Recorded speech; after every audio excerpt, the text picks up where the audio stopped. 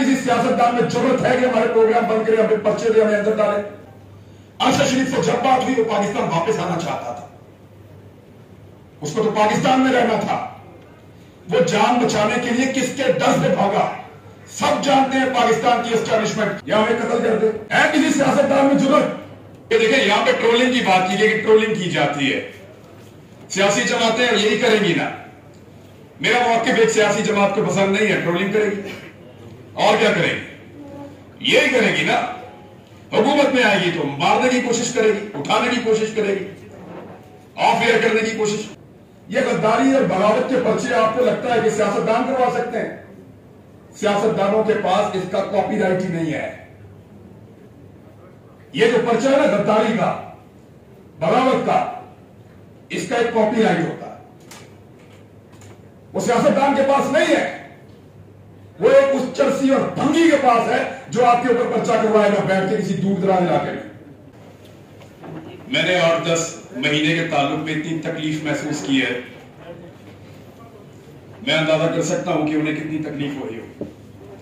शायद वो इस दर्द को मेरे से ज्यादा महसूस कर रहे हैं, लेकिन उनके अंदर सब्र शायद ज्यादा है, हौसला भी ज्यादा है। यहां जो एक छोटा वाकया हुआ, रिजवान और जुबैर, जब भी कभी इख्तिलाफ हो ना तो जरूरी नहीं होता कि दोनों में से एक आदमी गलत हो। आप भी ठीक थे, आप सही बात कर रहे थे, मैक्सिमम ये कर सकती है। किसी और का मौक़िफ़ दूसरी जमात को पसंद नहीं है तो वो भी यही करेंगे।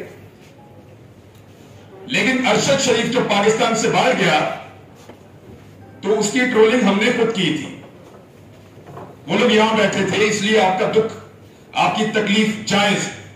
लेकिन बट साहब आपकी बात भी ठीक है कि जब हम अपने लिए बोलने का हक मांग रहे हैं तो हम बाकियों को ये बोलने का हक देंगे, चाहे हमें उनकी बात पसंद हो चाहे ना पसंद हो। बोलो और बार बार बोलो, लेकिन असल बात बोलते हुए हम डरते हैं।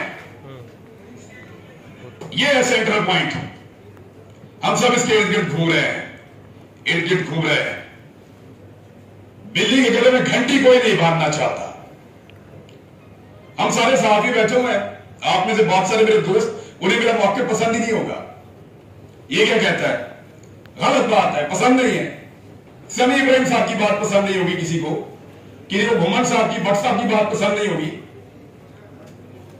तो अपनी अपनी पसंद और नापसंद है। मुझे भी बहुत सारे लोगों की बात पसंद नहीं। ये इख्तिलाफ रहेगा, ये इख्तिलाफ रहना चाहिए, इसमें तो कोई बुराई नहीं है। हम इख्तिलाफ करते रहेंगे, लेकिन एक बात पे गौर कीजिए, जो सेंट्रल पॉइंट है उसकी तरफ आ जाए सारे मिलकर। या ये तो अपनी वजारतों के लिए बेचारे एंटरों के पीछे भागते हैं, दफ्तरों के दरवाजे खटखटाते हैं, अपनी टिकटों के लिए बेचारे पता नहीं कहां कहां दरबदर फिर ये आपके ऊपर अटैक करेंगे।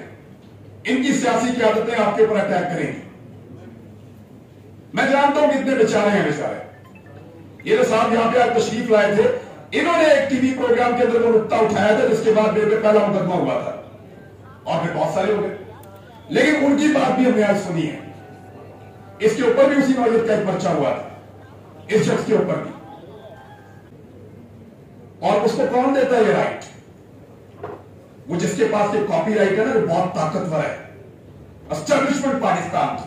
अभी एक नाम लिया यहां पे मालिक साहब ने, एक जनरल का नाम लिया जो रिटायर हो गया, बहुत सारे रिटायर नहीं भी हुए। क्या यहां बैठे हुए आप सारे लोग नहीं जानते? मुझे एक आदमी या एक मेरी बहन हाथ खड़ी करके बताए कि उसको नहीं पता कि अरशद शरीफ को किसने मारा। खड़ा करो हाथ, कोई एक। सबको पता किसने मारा, सब जानते हैं किसने मारा। वो क्यों गया अपना मुल्क छोड़कर? वहां जंगल में पड़ा रहा 2-2.5 महीने तक, वह खड़ा होकर बात करता रहा कि मुझे मेरा बोलने का राइट मिलना चाहिए। मैं बोलना चाहता हूं, मैं बोलता रहा, शिकायत करता रहा, शिकायत लगाता रहा, जजेस को लिखता रहा। मैं साथ था, साबिर शाकिर भाई वहां से बरतानिया से ऑनलाइन थे। मैं आपको बताता हूं क्या हुआ था उस दिन। साबिर शाकिर बरतानिया से थे, समी इब्राहिम साहब थे, मैं भी उनके साथ था अरशद शरीफ के।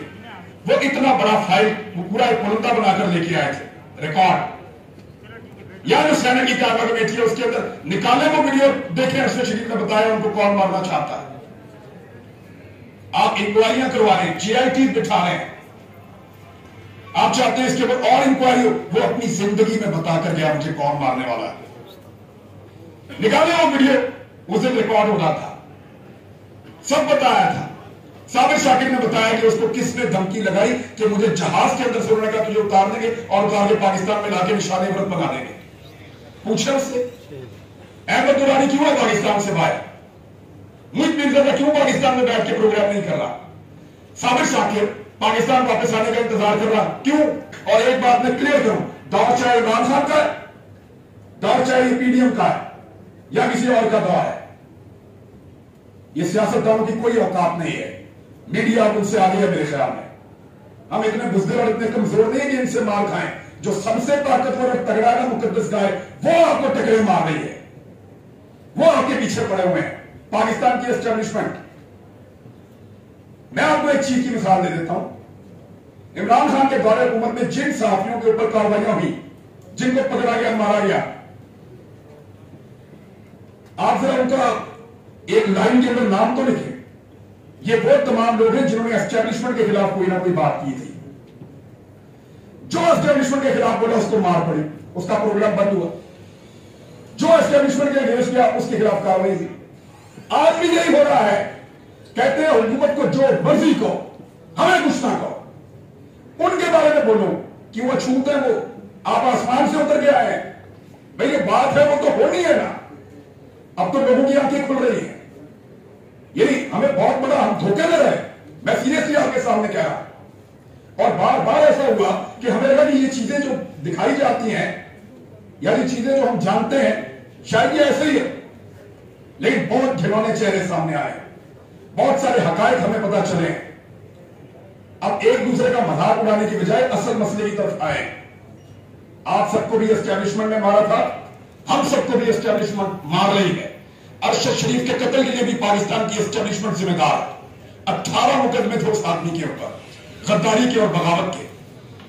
24 मेरे ऊपर हैं, 11 इधर है समीर इब्राहिम साहब के ऊपर। साबिर शाकिर पाकिस्तान से बाहर 1 दर्जन मुकदमे उसके ऊपर है। वो सदीक जान, उसको मुकदमा दहशतगर्दी का उसके ऊपर देके उसको अंदर दिया। लेकिन इसके ऊपर हमारे अंदर से भी ट्रोलिंग होती है। अच्छी बात है, हमने ये किया तो हमारे साथ भी यही होना चाहिए। और अगर इसको रोकना है तो फिर मिलकर रोको। सियासतदान की कोई औकात नहीं है कि वो मारे। जब आपको मारेगा एस्टेब्लिशमेंट वाले मारेगा, आपको ताकतवर आदमी मारेगा। वो जो अपने आप को कानून से बालातर समझते हैं, उन्होंने मारा, उन्होंने तकलीफ दी है।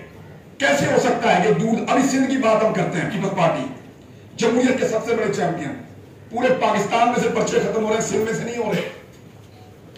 सिंध के अंदर अभी तक जो मुकदमे दर्ज किए गए सहाफियों पे वो खत्म नहीं हो रहे। और हम कह रहे हैं वो जमहूरियत के सबसे बड़े चैंपियन है, सबसे आगे आकर बात भी करते हैं, अभी तक नहीं खत्म हो रहे। क्यों नहीं हो रहे? एक्चुअली एस्टेब्लिशमेंट से उन्हें उम्मीद लगी है। अब उन्हें लगता है कि शायद हमारी बारी आएगी। आज पाकिस्तान तहरीक इंसाफ को लगता है कि वो गवर्नमेंट इन वेटिंग है, हो सकता है उनकी हुकूमत आ जाए। लेकिन उनको बड़ा क्लियरली अपने मंशूर में लिख कर देना होगा, या फिर हम उनके पीछे भी ऐसे ही जाएंगे कि हमें इंसाफ चाहिए। सब जानते हैं किसने मारा है, सबको पता है। अदालत जो है उन्होंने नोटिस दिया, अब तक क्या हुआ? अब तक क्या हुआ? सिर्फ आप एफआईआर के अंदर से जो उनकी वालिदा ने एफआईआर के अंदर नाम लिखकर दिए हैं, वो नाम आप निकालोगे, बात खत्म हो जाएगी। ले ले आप इंसाफ। एक बच्चे को घर में घुस के मारा, जिसके बाद मीर साहब के ऊपर ताब आ गया, उसको घर में घुस के मारा और इंक्वायरी मेरी शुरू कर दी। आईएसआई वाले मुख्तलिफ दफ्तरों से मुझे फोन करके पूछ रहे हैं कि यार किसी ने नहीं मारा। मैंने कहा यार खुदा का नाम लो यार, मैं मारे यार, अल्लाह का नाम ले, आप मेरे ऊपर इल्जाम, यानी हद हो गई।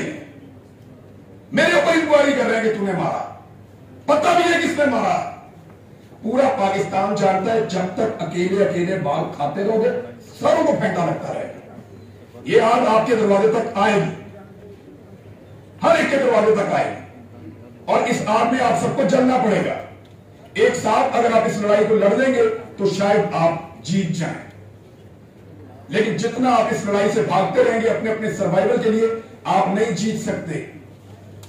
आज सारे लोग इल्जाम लगाते हैं कि फलां ने ये कर दिया, फलां सियासतदान ने ये कर दिया। जब से यहां बैठा हूं सियासतदानों की बुराई हो रही और नहीं है वो इस काबिल यार, उनको बिला वजह पहलवान आप लोग मत बनाए। वो इस काबिल नहीं है कि वो आपको मार सके। बेचारे अपनी जान बचाते फिरते हैं, कोई उधर छुप जाता है, कोई उधर चला जाता है। वो तो एक दूसरे से पूछते फिरते हैं कि पाकिस्तान शुरू किया या बाहर चले जाइए। हर एक को अपनी अपनी मुसीबत पड़ी हुई है। हुकूमत कितने दिन चलेगी, हम बच पाएंगे नहीं बच पाएंगे, वो हमें मारेंगे। यानी जिस आदमी से इन्होंने मेरे खिलाफ प्रेस कॉन्फ्रेंस करवाई, उसने मुझे पैगाम भेजा कि भाईजान मेरे से जबरदस्ती करवाई गई। वो कहता भाईजान मुझे पता है कि आप ऐसे आदमी नहीं, मेरे से जबरदस्ती करवाई गई है। वफाकी वजीर ने पैगाम भेजा कि आपको यकीन दिलाता हूं हम नहीं मार रहे, वो मार रहे हैं। तो वो जो मार रहे हैं ना, वो आप सबको एक एक करके मारेंगे, एक एक करके मारेंगे। याद रखना, अगर आपने सबने बचना है तो मिलकर बचना है, वरना बारी बारी कुट पै रही है। आज मेरी बारी है, कल आपकी बारी है। Thank you very much.